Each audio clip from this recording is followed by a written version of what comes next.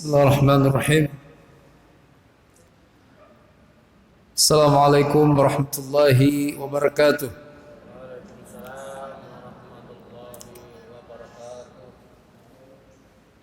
Innal hamdalillah nahmaduhu wa nasta'inuhu wa nastaghfiruh wa nastahdiih wa na'udzu billahi min shururi anfusina wa min sayyiati a'malina. May yahdihillahu fala mudilla lahu wa may yudlil fala hadiya lahu. Asyhadu an la ilaha illallah wahdahu la syarika lah wa asyhadu anna Muhammadan 'abduhu wa rasuluh sallallahu alaihi wa ala alihi wa sallam la nabiyya ba'dah. Amma ba'd. Ikhwatal iman, jamaah duha yang dimuliakan Allah Subhanahu wa taala, kajian tafsir surah An-Nazi'at, surah yang kedua di dalam juz 30. Setelah sebelumnya kita mengkaji tafsir surah An-Naba, masih dengan tema yang sama. Kalau di An-Naba tentang menjawab tentang keraguan orang kafir akan adanya hari akhir, hari kebangkitan, dijawab oleh Allah dengan menunjukkan satu persatu kekuasaan Allah di jagat raya ini. Allah ciptakan bumi yang terhampar, gunung, turun hujan dari langit.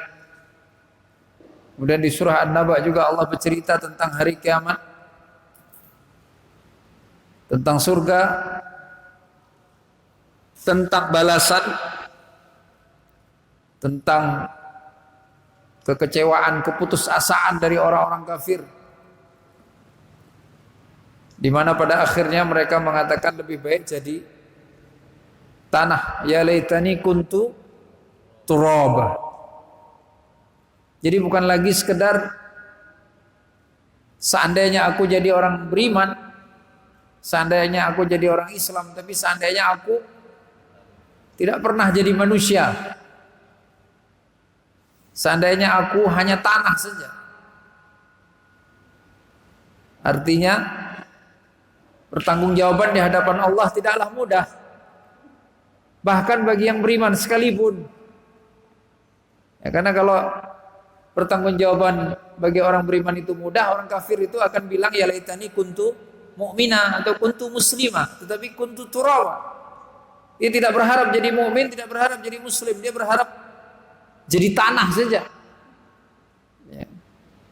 Pelajaran bagi kita ternyata bahwa menyandang status mukmin atau muslim tidak cukup untuk bisa mendapatkan keridhaan Allah Subhanahu wa taala. Karena enggak ada makna status atau gelar jika tanpa amal. Dilihat amalnya. Ya. Amalnya, perbuatannya. Jadi kalau orang ada ngomong keadilan, keadilan. Saya penegak keadilan, tapi dia nginjak keadilan, maka ya. Guru yang baik itu nggak perlu masuk kelas di sekolah terus dia mulai ngajar, assalamualaikum murid-muridku sekalian, bapak adalah guru kalian. Ini nggak usah, assalamualaikum langsung ngajar, banyak ilmunya, bagus ngajarnya, nggak usah dibilang, nggak usah dikasih tahu, semua seisi kelas manggil dia guru, ya kan? Jadi hati-hati dengan gelar. Penegak hukum senang kan? Wih, keren dong. Berarti hukum itu lemah, tidur. Perlu ditegakkan, dijalankan, diterapkan. Dia nggak perlu keluar-keluar kemana-mana. Saya penegak hukum. Yang penting dia tegakkan itu hukum. Kalau dia nginjak hukum, maka dia nggak ada makna apa-apa. Itu esensi dari penjelasan Nabi alaihi salatu wassalam ketika beliau mengatakan bahkan aku masuk surga karena ridha Allah, bukan karena amalanku. Itu maknanya. Jadi kalau Nabi levelnya lebih tinggi lagi. Kalau kita udah status syahadatain harus beramal, Nabi merasa amal saja juga udah nggak cukup. Harus amal yang menghadirkan ridha Allah, nggak hanya beramal. Nah kalau di level kita beramal saja berat, jadi kita belajar beramal dulu. Nah, pelan-pelan kita berharap dapat ridha Allah. Nah, hari ini kita beralih ke surah berikutnya, surat An-Nazi'at. An-Nazi'at, An-Naz'ah. Itu An-Naz'ah itu. Apa itu bahasa Indonesianya? Pernah begitu Bapak Ibu? Itu namanya naz'ah. Apa? Nggak tahu saya bahasa Indonesianya apa itu. Pokoknya kalau ada nanya, apa arti an-naz'ah? Jamak dari kata naz'ah. Kayak apa naz'ah? Habis nafasnya itu naz'ah. An-Nazi'at. 5 ayat pertama. Buka Qur'annya yang bawa mushaf dibuka. Macam-macam tafsiran yang disampaikan oleh para mufassir. Yang paling populer ini tentang malaikat. Malaikat Allah yang hebat, yang berkuasa. Ya. Wan nazi'ati gharqa, wan nasyitati nashta, was sabihati sabha, fas sabiqati sabqa, fal mudabbirati amra. Wan nazi'ati gharqa. Gharq itu tenggelam. Ghariq, orang yang mati tenggelam. Maksudnya apa? Malaikat demi, Allah bersumpah demi malaikat yang kalau cabut nyawa itu dalam banget. Makanya orang menggambarkan proses pencabutan nyawa seperti pohon dicabut dari tanah. Udah nyatu kan? Udah nyatu. Coba pohon beringin bisa nggak dicabut? Kayak apa rasanya itu? Kalau nyabut singkong mah enak, nggak terlalu berat. Loh, pohon besar, pohon kelapa, berat. Nanti nyawa dan ruh kita, ruh dan jasad ini sudah bernyatu dalam tubuh kita ini, ya kan?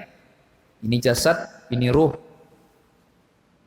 Tiba-tiba sampai saatnya oleh Allah dipisah.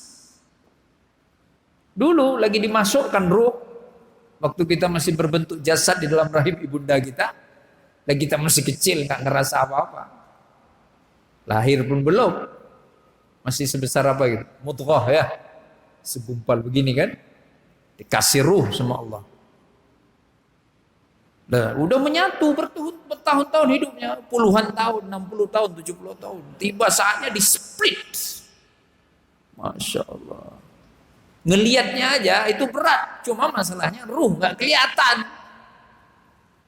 Tapi cara membayangkannya ya seperti itu, kayak tanaman, tumbuhan, pohon besar, cabut itu dari tanah. Bahkan orang sekarang mengatakan mustahil dicabut, pakai alat apa dicabut? Yang ada dipotong-potong kan, terus akarnya digali, dibuang. Gimana caranya dicabut? Itu yang akan terjadi dengan jasad kita. Jadi ada malaikat yang ketika cabut nyawa itu nggak main-main. Maka jangan pernah berpikir cabut nyawa itu ringan. Bahkan Nabi pun masih merasa sakit. Itu masih kekasih Allah. Khalas? Maka itu Bapak Ibu, kita nggak bisa melihat itu. Kalau ada orang kan suka gitu, oh, dia pulang ke rumah minta minum sama istrinya, dia tidur berbaring terus minum, terus kecabut nyawanya. Indah sekali meninggalnya, enak banget ngelihatnya itu. Kitanya yang enak ngelihat. Kita nggak tahu gimana dia rasa sakitnya. Dan rasa sakit itu kan udah beda alam itu. Gak bisa dilukiskan dengan wajah itu. Aduh, wajahnya cemberut. Aduh, dia sakit banget dia meninggalnya. Wajahnya tersenyum, enak banget rasanya. Enggak lah. Orang meninggal ditembak tersenyumnya setelah itu. Ya kan yang kayak di Palestina di mana itu kan?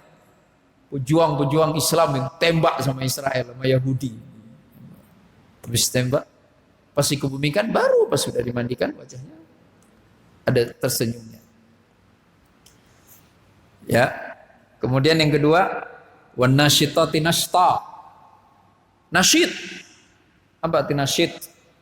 Aktif, nasyat. Rajin, aktif. Wan nasyitati, malaikat-malaikat Allah yang enggak pernah diam. Selalu melaksanakan apapun yang diperintahkan Allah kepadanya. Ini enggak ada, kalau manusia kan ada pengangguran kan? Ibadah enggak, kerja dunia enggak. Malaikat enggak ada begitu. Jangan dikira nanti ada malaikat nongkrong kerjaannya ngopi-ngopi, enggak ada. Malaikat clear, jelas, diciptakan, diberi tugas oleh Allah. Ya ada yang zikir, ada yang ngangkut arsh, ada macam-macam. Wan nasyitati nashta. Was-sabihati sabha. Haudus sibahah kalau berenang. Was-sabihati sabha. Tasbih. Nanti kalau ada yang dibilang orang tasbih, subhanallah, menyelam dalam keagungan Allah. Haudus sibahah, kolam renang, berenang. Menyelam dalam keagungan Allah. Was-sabihati sabha, malaikat Allah Subhanahu wa taala yang mengurusi segala-galanya dalam makna yang sesungguhnya, melaksanakan perintah dari Allah Subhanahu wa taala. Ada juga yang menafsirkan ini adalah malaikat yang bertasbih. Yang keempat, fas-sabiqatis sabqa. Malaikat musabaqah. Apa itu musabaqah? Lomba. Yang enggak pernah bisa dikalahkan. Selalu menang. Yang terakhir, fal mudabbirati amra. Malaikat yang mengatur semua urusan. Rahimakumullah. 5 jenis malaikat. 5 jenis tugas malaikat yang disampaikan Allah di dalam 5 ayat pertama dalam surah An-Nazi'at ini untuk mengingatkan kita kekuasaan Allah. Lihat saja malaikatnya. Dalam tafsir kontemporer itu digambarkan hampir sama kayak orang kalau mau nggak perlu tahu siapa yang ada di dalam mobil mewah berkaca gelap itu, lihat forridernya. Ya kan? Bapak Ibu lagi jalan di tol, tiba-tiba disalip sama motor sama mobil. Yang nyalip itu mobilnya mahal, motornya 0,5 miliar, mobilnya 1 miliar. Lah yang sedang dikawal kira-kira orangnya sederhana? Lah, orang penting. Walaupun nggak kelihatan. Kenapa? Pengawalannya luar biasa. Ya, mendarat Air Force One di Cengkareng, pesawat presidenan Amerika. Presidennya nggak kelihatan, tapi orang tahu yang ada di dalam ini, yang diangkut pakai pesawat khusus ini, orang sangat penting. Allah mengetuk wijidan kita, perasaan kita. Apa mungkin Allah nggak sanggup? Allah lemah? Allah nggak tahu? Allah salah? Sementara malaikat Allah sehebat itu. Dan mereka tidak digelari sebagai pembantu Allah. Kenapa Allah nggak butuh pembantu? Yang butuh pembantu orang lemah. Pembantu cuci piring, dia nggak sanggup cuci piring. Lemah, tuannya. Uangnya punya, tapi dia lemah.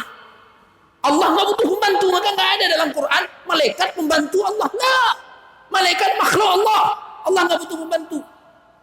Walam yakul lahu kufuwan ahad.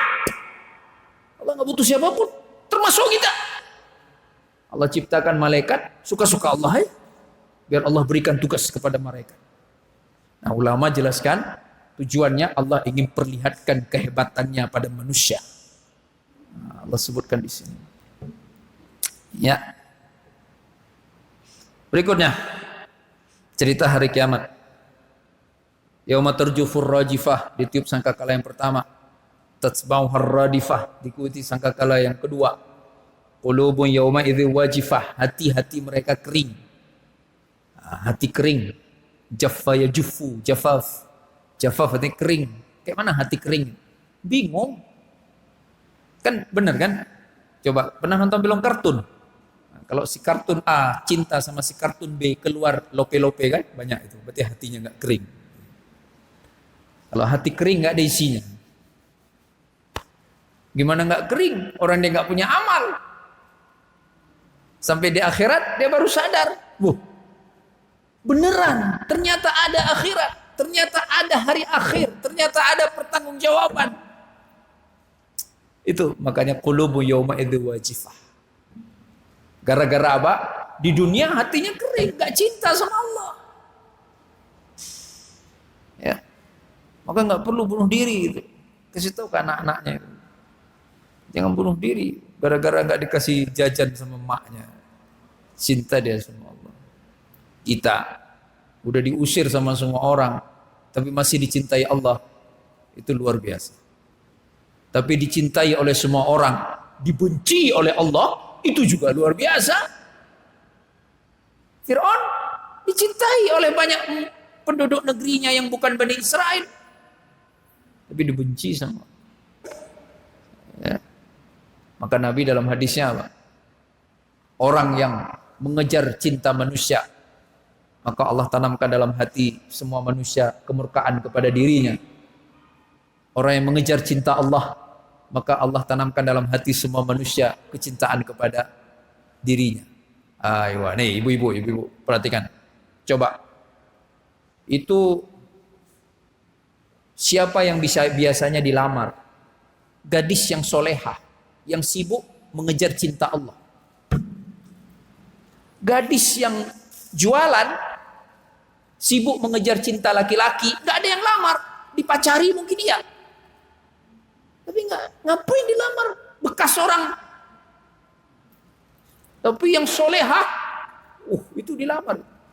Jadi saya bingung kalau ada yang bilang, Ustaz, anak saya belum ada yang lamar, Ustaz. Kan banyak suka gitu kan, bilang ke Ustaz. Saya biasanya jawab, wah saya sudah nikah ibu. Saya bilang, ya bukan buat Ustaz lah. Ustaz carikan. Gitu. Dalam hati saya, sementara ada orang itu nanya Bapak Ibu ke saya, Ustaz, ada 5 orang yang melamar putri saya. Bingung sayanya, soleh semua. Masya Allah. Sementara ada yang anaknya belum ada yang lamar. Bisa jadi karena hidupnya bukan mengejar cinta Allah, mengejar cinta manusia. Akhirnya apa yang Allah lakukan? Allah tanamkan dalam hati semua manusia kebencian kepada dirinya karena dia sibuk mengejar manusia, cinta manusia. Ya, kelas. Berikutnya, absaruha khasyi'ah, pandangannya khusyuk. Orang hari kiamat. Ini orang-orang kafir, orang banyak maksiat. Khusyuk di akhirat itu pertanda hina. Khusyuk di dunia itu pertanda mulia. Maka khusyuklah di dunia agar tidak perlu khusyuk di akhirat. Jangan kebalik-balik. Di dunia sombongnya minta ampun. Ya, tapi ya memang udah tren kali. Saya pernah di sebuah masjid. Saya diundang jadi ceramah Ramadan. Terlambat saya datangnya. Jadi sudah pas qomat itu kan. Udah ada anak muda, dia hafal Quran 30 juz. Nah, disuruh maju sama DKM. Begitu saya maju ke depan. Itu di depan tempat imam itu, tempat kita sujud. Itu ada HP begini. Gini. Ada HP. Bingung saya. Saya tanya, ini apa HP ini? Apa maksudnya? Kok diarahin ke sini? Biar rekam Ustaz. Inna lillahi wa inna ilaihi raji'un. Jadi tadi itu anak muda itu yang hafal 30 juz itu mau merekam dirinya jadi imam. Emang bisa khusyuk kalau direkam? Pasti berusaha keren kan? Orang direkam. Benar gak? Iyalah. Sama kayak saya dulu ngelamar istri saya. Pakailah baju yang bagus. Duduk saya rapi-rapi depan mertua. Padahal mana bisa duduk lama-lama diem kayak gini kan? Tapi masa sampai ditolak itu Ustaz, masa ditolak. Jadi saya bagus-bagus. Ada maunya. Maunya kita itu harusnya cuma Allah kalau sudah ibadah. Ya. Jadi kalaupun rekam, biarlah orang yang rekam. Dan orang yang rekam jangan kasih tahu Anda direkam. Karena lagi sholat. Sholat untuk Allah. Ini kagak. Dia rekam nih. Dia bilang, Ustaz, antum kami rekam ya. Antum aja yang sholat. Rusaklah niat kita. Masa sholat direkam lebih khusyuk daripada enggak direkam? Kan musibah. Tapi ada hari ini yang bangga begitu kan? Bangga. direkam dia jadi imam, seneng, rekamannya kesebar arus, ini panggil pengawalnya, ini siapa yang rekam saya sholat, pecat aja, saya mau ibadah bukan mau dipopulerkan melalui rekaman. Harusnya kan begitu, tapi enggak gitu kan. Foto lagi umroh kirim kemana-mana, bagus tawafnya, kenapa? Di videoin, masya Allah. Absaruha khasyi'ah. Jadi di dunia ini kita khusyuk. Khusyuk itu fokus, konsentrasi, bahwa amalan yang kita lakukan diniatkan ikhlas karena Allah Subhanahu wa ta'ala, biar kita di akhirat nggak perlu khusyuk. Berikutnya, yaquluna innal marduduna. Nah, orang-orang ini adalah orang-orang yang dulu semasa di dunia mempertanyakan apa mungkin kita akan dibangkitkan, apa mungkin kita akan hidup kembali, yaitu mempertanyakan itu. Ya. Lamarduduna fil hafirah aidza kunna 'idhaman nakhirah, udah jadi tulang belulang. Qalu tilka idzan karratun khasirah. Wah, ini siklus yang merugikan. Hidup terus mati, dibangkitkan lagi untuk hidup. Maknanya apa? Mereka udah sadar sebenarnya. Jadi orang-orang yang nggak mau percaya ada hari kiamat karena dia takut sama hari kiamat. Jadi dia nggak percaya, bukan nggak yakin Allah bisa membangkitkan, karena dia takut, nggak siap. Bapak Ibu, kita pernah muda ya, pernah kecil kan? Coba, lagi sekolah, seneng nggak kalau diumumin tanggal ujian? Seneng apa sebel? Jawab jujur. Saya sebel. Ujian, la ilaha illallah, paling nggak seneng. Ya. Ya kan? Percaya, tapi karena nggak siap. Tapi kalau yang rajin belajar, kalau aja ini nyantai aja.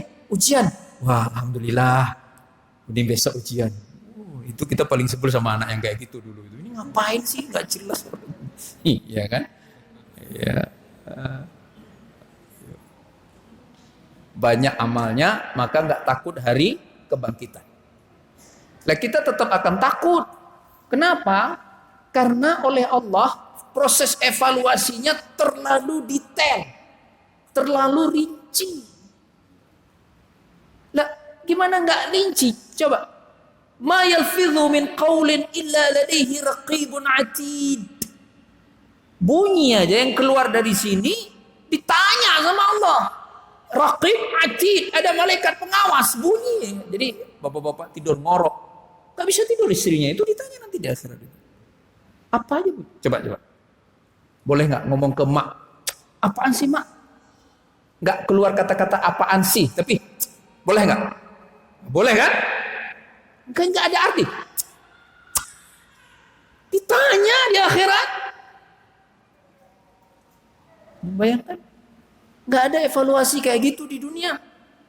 Evaluasi dunia serumit apapun jauh lebih mudah dibandingkan evaluasi akhirat. Maka sekarang kita baguskan semuanya. Itu kenapa orang Islam itu kalau dia ingat Allah pasti bagus, pasti bagus. Ada surah Al-Insan. Innama nut'imukum liwajhillah la nuridu minkum jazaa'an wala syukura. Jadi dia bantu orang miskin, bantu anak yatim, bantu orang tertawan, tahanan dan sebagainya. Habis bantu itu dia ucapkan apa? Orang-orang calon penghuni surga itu. Sesungguhnya kami memberi makan kalian ini karena kami berharap ridha Allah. Kami tidak berharap ucapan terima kasih. Kami tidak menunggu balas budi. Masya Allah. Kenapa mereka melakukan itu? Kenapa bisa seikhlas itu? Allah jelaskan dalam Al-Quran. Karena mereka mengatakan, Inna nakhafu min Rabbina yawman abusan qamtarira. Kami takut hari kiamat. Orang kalau takut hari kiamat, baik hidupnya. Gak mungkin ngebunuh orang gak bersalah. Gak mungkin melindungi yang bersalah. Gak mungkin berpihak pada yang bersalah. Gak mungkin. Takut sama hari kiamat. Penguasa hari kiamat Allah. Gak ada yang luput dari perhatian Allah. Itu kenapa Bapak Ibu ayat kursi wajib dihafal. Karena di dalamnya ada Allah tidak tidur. Allah tidak ngantuk, Allah melihat. Tapi kalau nggak hafal ayat kursi, maka kalau ada orang bunuh orang nggak bersalah, panggil cok hafal ayat kursi, pasti nggak bisa. Mudah aja. Maka nanti ya, jangan nunggu dulu keluarga kita ngebunuh orang, anaknya tanya, nah sini, baca ayat kursi, nggak bisa. Waduh, ini jangan-jangan jadi calon pembunuh. Buru-buru hafalkan ayat kursi. Suaminya ibu-ibu pulang, mas sini baca dulu ayat kursi, bisa nggak? Ya, bapak-bapak istrinya suruh baca ayat kursi, bisa nggak baca ayat kursi? Tahu nggak artinya?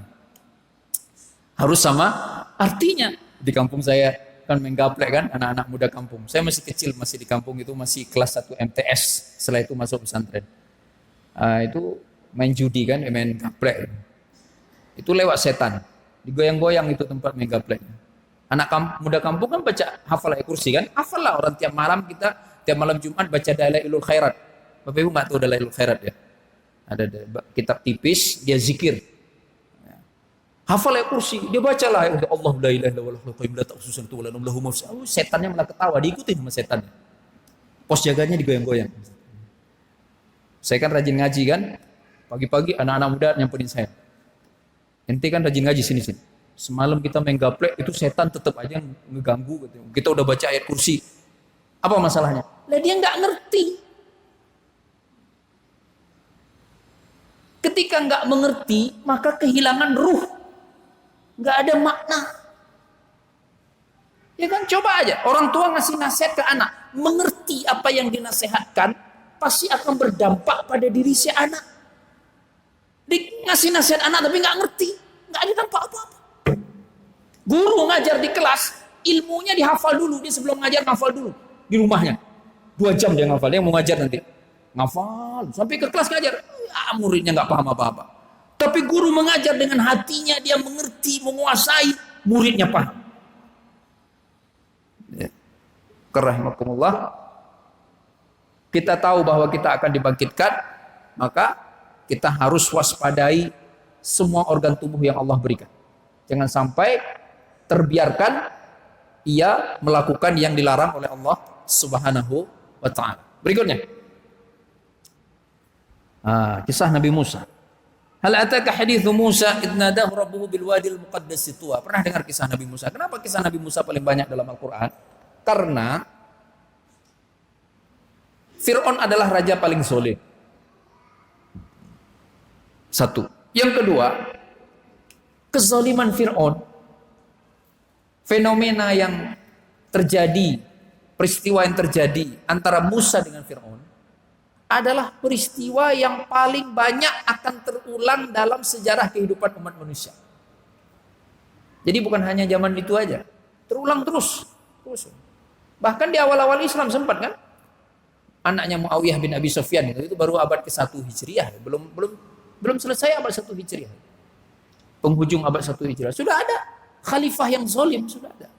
Terulang. Maka diulang juga ceritanya oleh Allah di dalam Al-Quran dengan berbagai perspektif. Agar apa? Kita selalu ingat, baca surat apa aja, hampir semua surat ada sedikit cerita tentang Musa dan Fir'aun. Di mana-mana ada.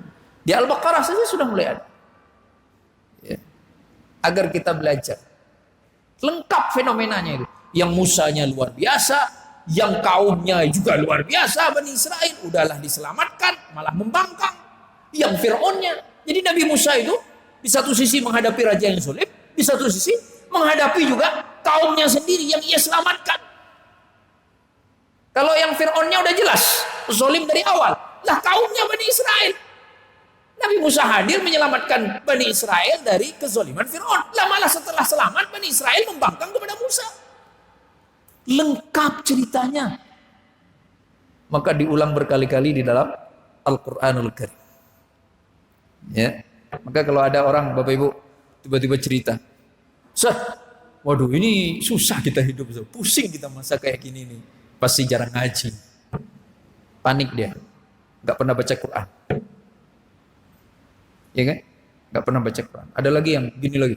Ustaz, belum pernah terjadi di muka bumi kezaliman kayak gini. Lebih lagi gak pernah ngaji. Gak pernah ngaji. Orang kalau ngaji, tenang, tapi ada solusinya. Kezaliman itu bagian dari sunnatullah. Kalau nggak ada lagi kezaliman, maka kita nggak perlu hidup lagi lah. Kenapa? Karena berarti Quran udah nggak berfungsi. Padahal kata Allah, Quran itu mukjizat abadi sampai hari kiamat. Di dalam Quran ada ma'ruf, ada mungkar. Perintah amar ma'ruf nahi mungkar ada dalam ayat Al-Quran. Kuntum khaira ummatin ukhrijat lin-nas ta'muruna bil ma'ruf wa tanhauna 'anil munkar. Dan ayat itu berlaku sampai hari kiamat. Maknanya akan selalu ada mungkar. Pelajarannya, jangan jadi bagian kemungkaran, jadilah bagian kema'rufan. Tiba-tiba ada orang bilang, Ustaz, saya nggak bisa lagi ini susah Ustaz, masa nggak korupsi? Semua teman saya korupsi, menteri aja korupsi, kata dia gitu. Masa saya yang cuma dirjen nggak korupsi? Dia lupa bahwa akan selalu ada mungkar. Justru Allah hadirkan mungkar agar Allah bisa menguji kita. Apakah kuat untuk berpihak pada kebenaran atau malah terbawa arus kemungkaran. Berikutnya. Itnadahu rabbuhu bil wadil muqaddas tuwa. Nah, ketika Allah memanggil Nabi Musa di sebuah wadi yang muqaddas. Ini di Sinai itu ya. Wadi muqaddas, tempat yang suci. Nah, rahimakumullah. Jadi kalau namanya dipanggil oleh Allah, jangan sampai dipanggil oleh Allah cuma berarti kematian. Ada kan? Ada. Ada orang kita berkunjung itu. Kemana? Sudah dipanggil oleh Allah. Maksudnya udah mati. Harusnya kita main ke rumahnya, dijawab sama anaknya, kemana ayah nak? Sedang memenuhi panggilan Allah. Kemana? Masjid, urusan azan. Harusnya begitu. Jadi baru mau kembali ke Allah, memenuhi panggilan Allah kalau udah mati. Ini ada dipanggil Allah, mati udah. Nggak usah dipanggil. Udah mati masih kembali ke Allah. Mana bisa orang dilayangkan ke langit, dimasukkan ke bumi. Pasti kembali ke Allah. Lagi hidup, kembalilah ke Allah. Kembali ke Allah di tempat yang suci. Mana tempat paling suci di muka bumi? Masjid. Hadis Nabi kan, tempat terbaik masjid, tempat terburuk pasar. Pasar wa akhawatuha. Pasar, mall, apa lagi? Macam-macam lah bentuknya. Maka orang yang bisa suci di tempat yang kotor, orang yang mulia. Itu kenapa dalam Islam kalau disandingkan antara profesi petani dengan profesi pedagang, lebih mulia pedagang yang jujur.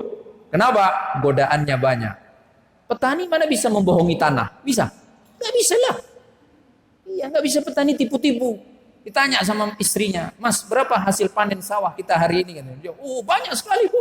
Nggak bisa lah. Kalau jualan bisa bohong kan? Mudah sekali. Hitung 1 kilo, nggak taunya kurang dari 1 kilo. Mudah. Kelas. Berikutnya rahimakumullah. Idnadahu rabbuhu bil wadil muqaddas tuwa. Sering-seringlah ke masjid. Bu-ibu di rumahnya harus ada tempat untuk sholat tahajud. Buatlah tempat sholat tahajud. Sholatnya, ini tempat sholat saya di rumah ini. Gelar itu sajadah di situ. Kalau dulu nenek saya kasih tasbih lagi di situ. Wih, itu jangan coba-coba cucunya nginjak itu. Cucunya boleh ngapain aja, bebas. Tapi jangan coba-coba mengganggu tempat sholatnya. Kenapa? Dia kapan aja bisa sholat. Lagi ngapain dia? Sebentar wudu dia sholat. Sebentar, jadi tempat sholatnya nggak digulung gitu. Dihamparkan permanen. Itu bagus sekali memori itu. Sampai hari ini, saya kalau lihat orang tua nggak rajin ibadah itu, langsung di pandangan saya tercela. Karena orang tua yang saya tahu, nenek-nenek berkhusus itu rajin ibadah. Zikir mulu. Itu kerjaannya. Baca Quran, malam jam 2 bangun, dia sholat. Padahal udah tua. Harusnya udah nggak kuat. Berikan contoh itu untuk anak-anak kita. Jangan sampai jadi mak lebih sering lihat HP daripada Quran. Maknya megang HP. Nah, belajar. Wih, maknya main HP. Itu musibah itu. Udah gitu kata anaknya, ibu main HP terus. Ibu sudah dulu belajar waktu seumur kamu. Enak banget jawabnya kayak gitu. Iya kan? Berikutnya rahimakumullah. Idhab ila fir'auna innahu tagha. Temuilah Fir'aun karena dia melampaui batas. Temui Fir'aun karena dia melampaui batas. Ya. Taghut, datangi. Jadi orang yang melampaui batas itu didatangi untuk dinasehati. Siapapun orangnya, jangan kita suruh dia mendatangi kita. Datangi orang itu. Datangi dengan baik. Idhab ila Fir'aun innahu tagha. Yang kedua artinya, orang pertama yang perlu kita nasihati adalah orang yang sudah tagha. Jangan sampai orang belum tagha dinasihati. Mau contoh, sholat kita. Asyhadu an la ilaha illallah. Enggak digoyang-goyang. Habis sholat langsung kita dinasihati. Antum tadi sholatnya itu enggak sah begitu. Sunnah Nabi digoyang-goyang sedikit. Atau gini-gini. Kan enggak tagha. Enggak perlu dinasihati.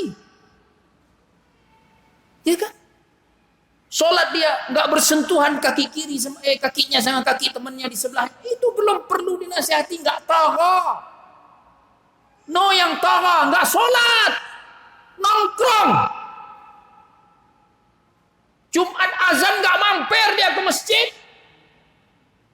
dia bela kebatilan. Nah itu yang tagha, itu nasihati. Kenapa? Karena nasihati orang baik gampang, iya kan? Iya. Dulu saya ngerasain itu. Sayanya ngaji. Ada yang sepupu-sepupu saya ada yang nggak ngaji. Zaman itu baru ada parabola. Bapak Ibu tahu parabola kan? Ya, zaman dulu kan kita cuma ada TVRI doang. Ada piringan besar itu. Itu bisa nonton apa aja. Saya nggak boleh, harus ngaji. Nggak ada cerita beli parabola. Ya ngaji lah. Wih, ada anak-anak paman saya sepupu beli parabola nggak perlu ngaji. Ngaji seminggu sekali. Begitu saya ke paman, yang dinasehati malah saya. Kamu ngaji rajin, yang benar sama orang tuamu, jangan ngaji doang. Lah anaknya nggak pernah dinasihati. Kenapa coba? Karena dia nggak sanggup lagi nasihati anaknya. Jadi jangan terlalu bangga bisa menundukkan orang baik. Ulama mah mudah ditangkap. Nurut mudah. Mau tangkap seluruh ulama ada di dunia hari ini diputuskan tangkap semua, masuk penjara semua. Begal bisa nggak nangkap? Motor jangankan di warung, di masjid aja dicolong orang, kita lapor, bisa dapat lagi nggak tuh motor? Kagak. Iya kan? Jadi menundukkan orang baik mudah. Ini peringatan dari Allah. Maka peringatan utama, nasihat yang utama sampaikan kepada yang tagha. Itu baru keren. Yang mudah melampaui batas itu baru keren. Ya. Kalau nilang orang lewat lampu merah mudah. Nilang orang pakai mobil aparat yang kemudikan bukan aparat. Bisa nggak? Itu yang berat. Ya kan? Sama di pesantren juga gitu. Kadang-kadang kiai yang dinasehati santri-santri yang baik aja. Santri yang nggak baik didiemin aja. Udah nggak berani, udah nggak kuat. Padahal perintahnya idhab ila fir'auna innahu tagha. Ya. Berikutnya rahmatullah. Faqul hal laka ila an tazakka. Nah, apa yang harus disampaikan? Perhatikan. Nggak boleh ngajak orang itu kepada diri kita. Ikuti saya. Lah, emang siapa saya? Saya manusia biasa banyak dosa. Ila rabbik, ajak kepada Rabbmu. Jadi ajak orang ke Allah. Bapak Ibu ajak anaknya, nak ayo sholat nak, nurut Allah. Bukan ayo sholat nak kayak ayah makmu. Lah. Ya, jadi ajak ikut Allah. Karena diri kita penuh celah, penuh dengan kekurangan. Berikutnya, wa ahdiyaka ila rabbika fatakhsha. Dan aku akan mengarahkanmu kepada Rabbmu, maka engkau akan takut kepada Rabbmu. Lihat, dakwah itu nggak boleh kontennya ancaman kepada diri kita. Itu bukan dakwah namanya. Ini kan orang ngajak, ayo ngaji sama saya. Kalau nggak ngaji sama saya, Anda sesat. Itu bukan ngaji namanya. Yang benar, ayo ngaji. Saya arahkan Anda kepada Allah. Semoga Anda bisa lebih takut Allah. Bukan takut saya. Wa ahdiyaka ila rabbika fatakhsha. Tapi sekarang kadang-kadang ada kan pengajian begitu kan? Iya, yang ngaji, kalau nggak ngaji inilah majelis ilmu yang benar, gitu. Yang nggak datang ke sini mereka sesat. Ikutilah pengajian. Emang dia siapa yang ngomong itu, nabi emangnya? Dia bisa salah. Maka ukuran penuntut ilmu yang baik, gurunya banyak. Ini Bapak Ibu juga sama. Nggak boleh tiba-tiba Bapak Ibu menyimpulkan pengajian terbaik di masjid. Apa nih namanya? Mujahidin. Apa? Jakarta Garden City. Nggak boleh. Ini salah satu tempat ngaji. Cari ilmu yang banyak. Ukurannya apa? Guru yang ilmunya banyak. Jangan cari guru yang viral. Karena belum tentu berilmu.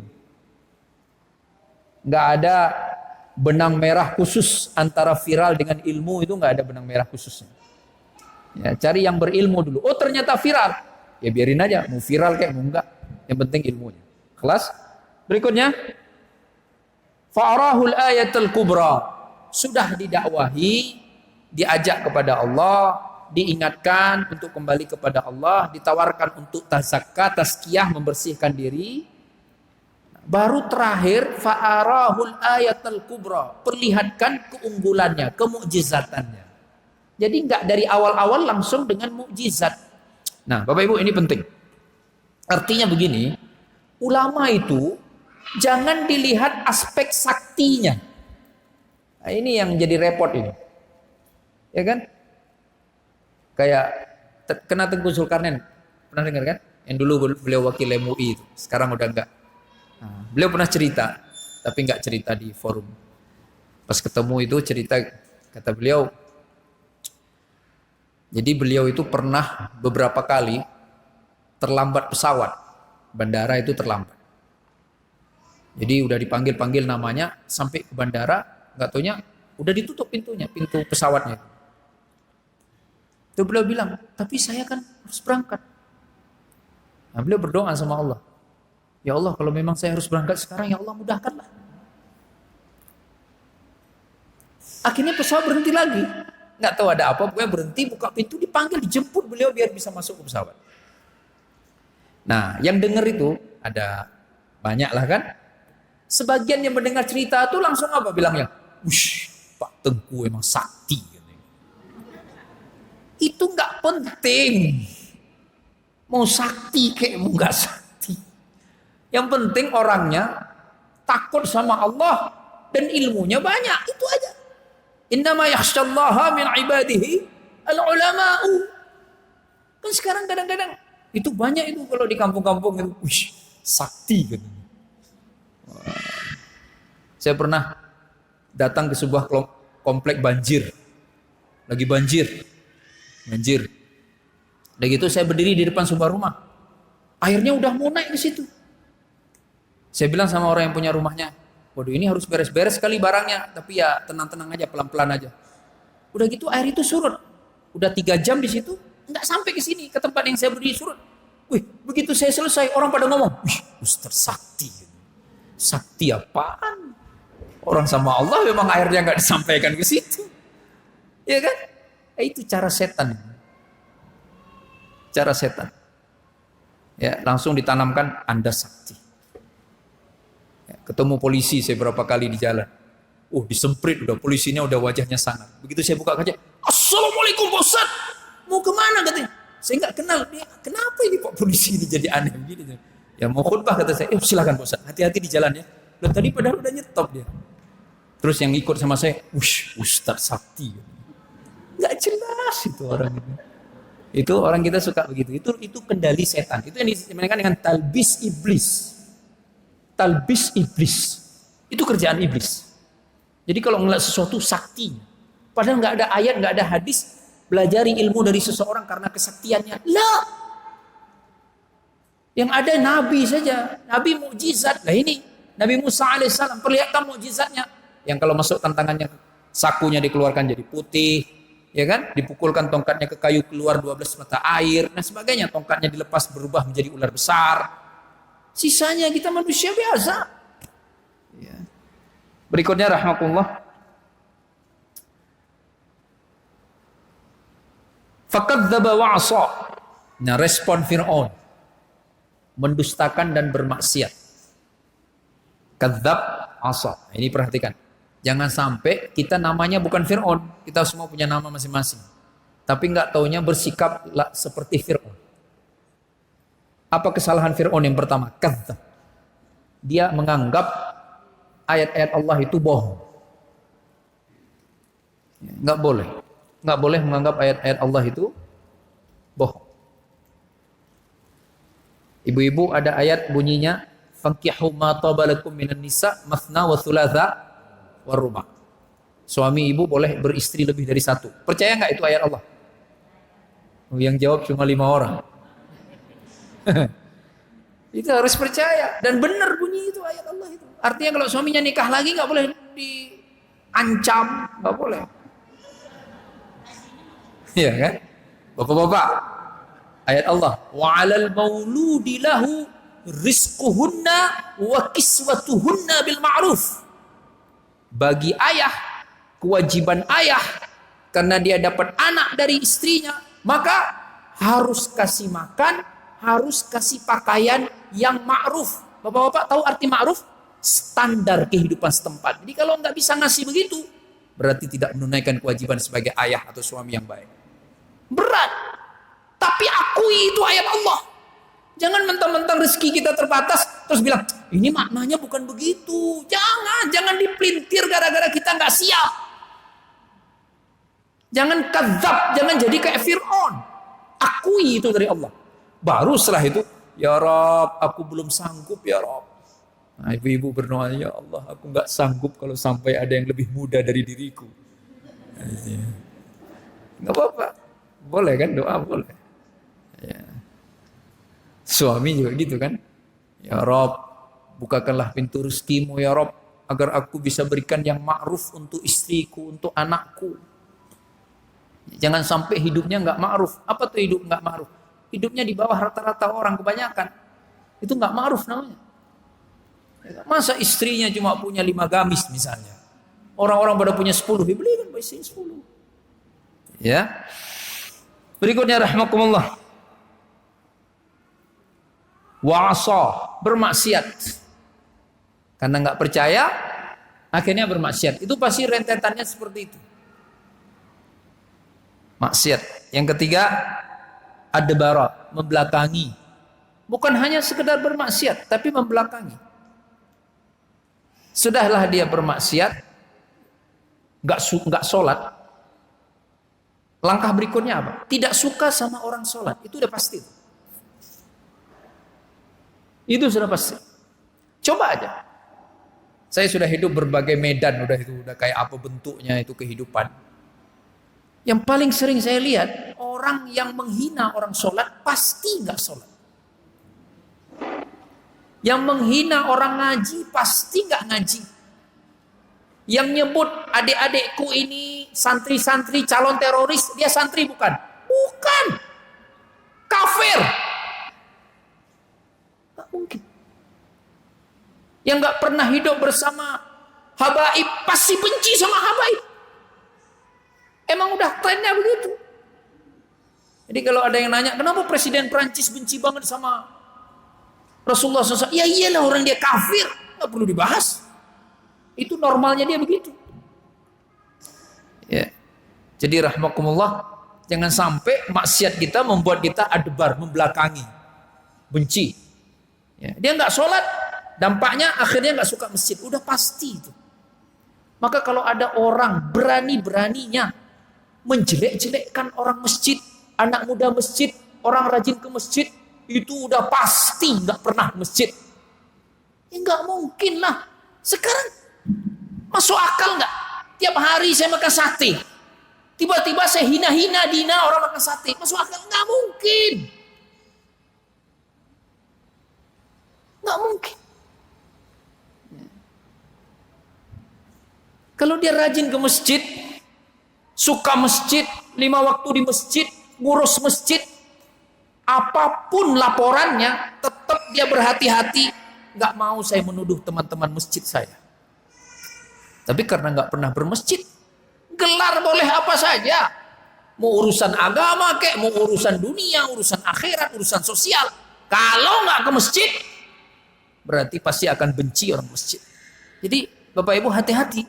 Di masyarakat kita kan mulai berkembang, dia nggak ke masjid tapi dia baik kok. Lah!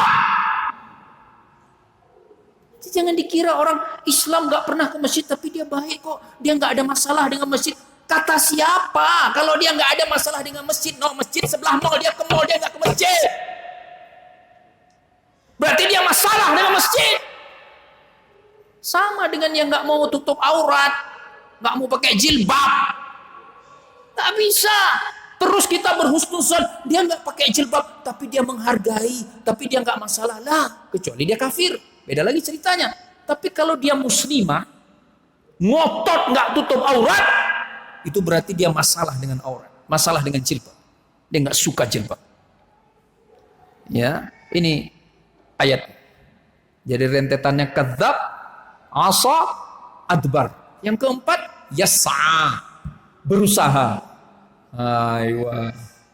Berusaha apa? Menggait orang-orang untuk menjauhi Al-Quran, menjauhi masjid, ya kan? Menjauhi hafal Quran. Lah terbaru ini apa? Yang terbaru, perhatikan nggak di berita?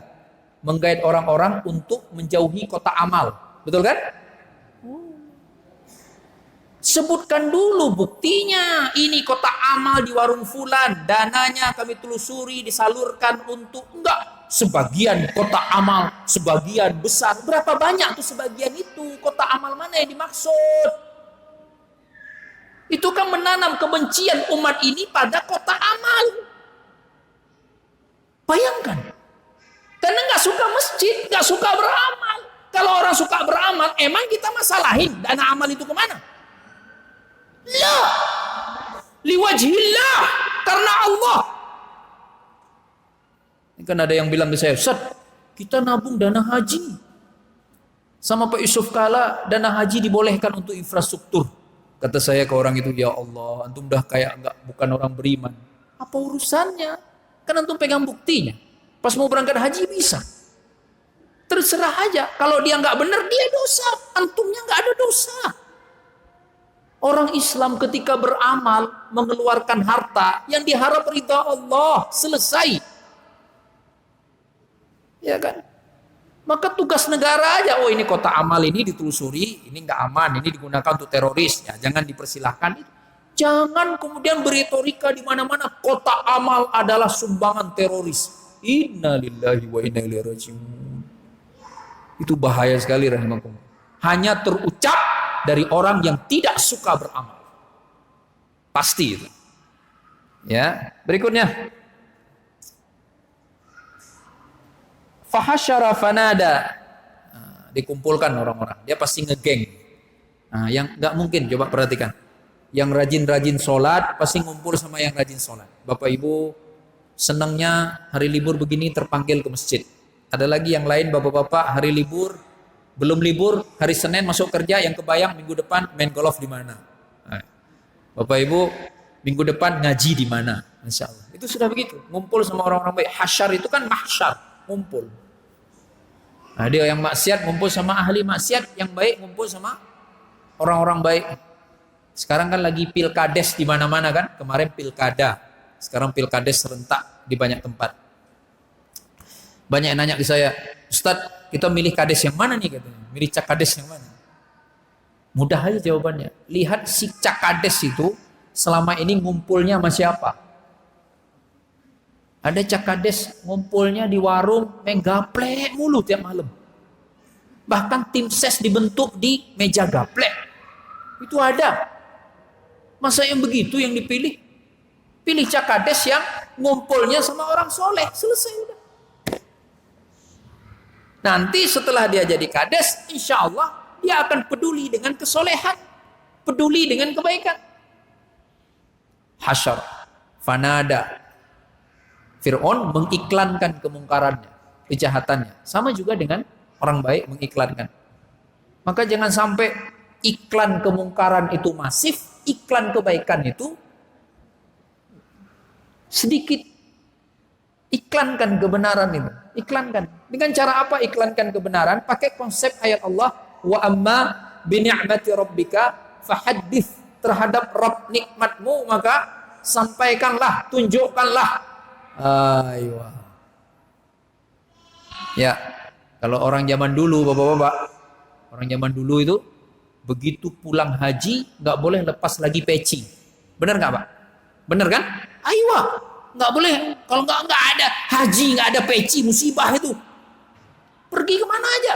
Orang ke pasar aja pakai peci. Pakai peci, kemana-mana. Bukan, kenapa? Haji dia.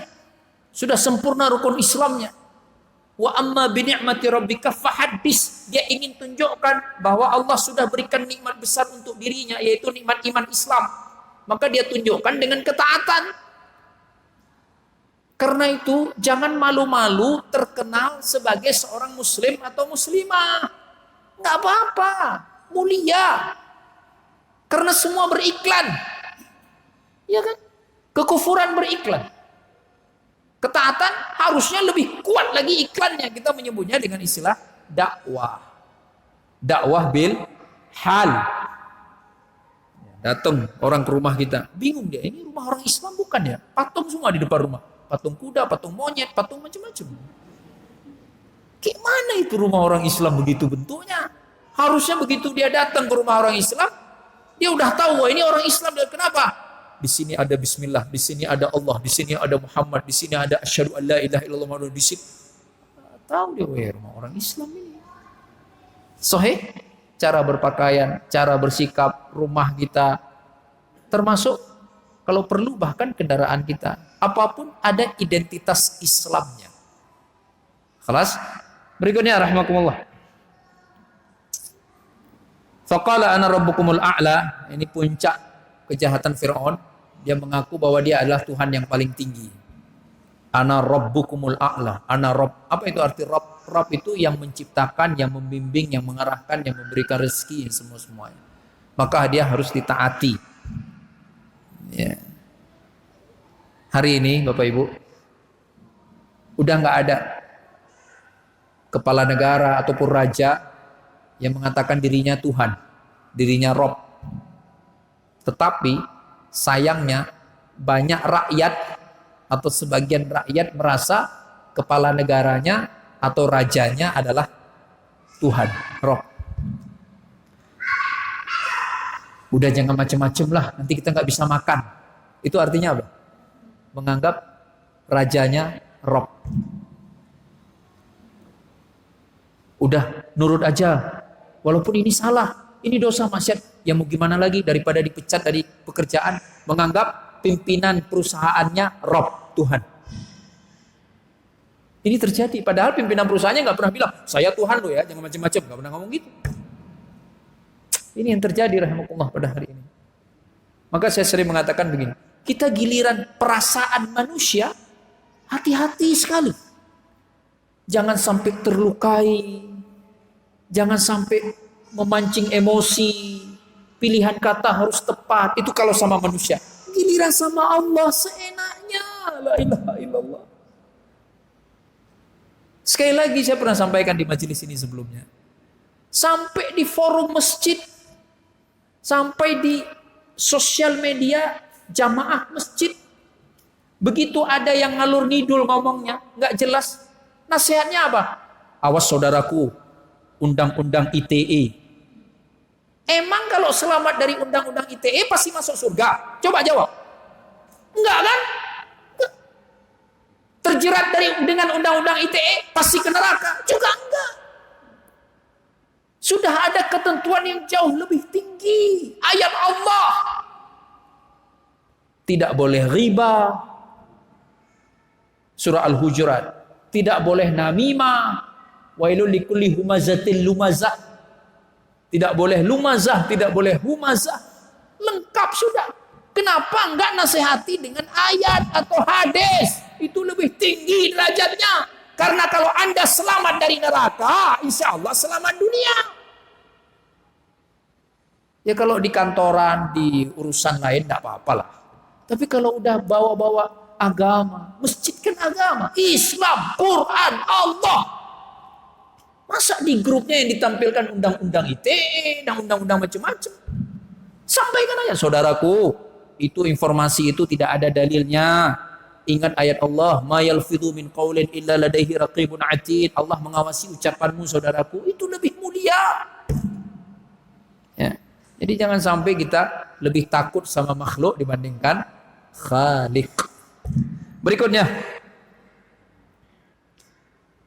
fa akhadahu Allahu nakalal akhirati wal ula. Maka Fir'aun kemudian diazab oleh Allah SWT, azab dunia dan akhirat.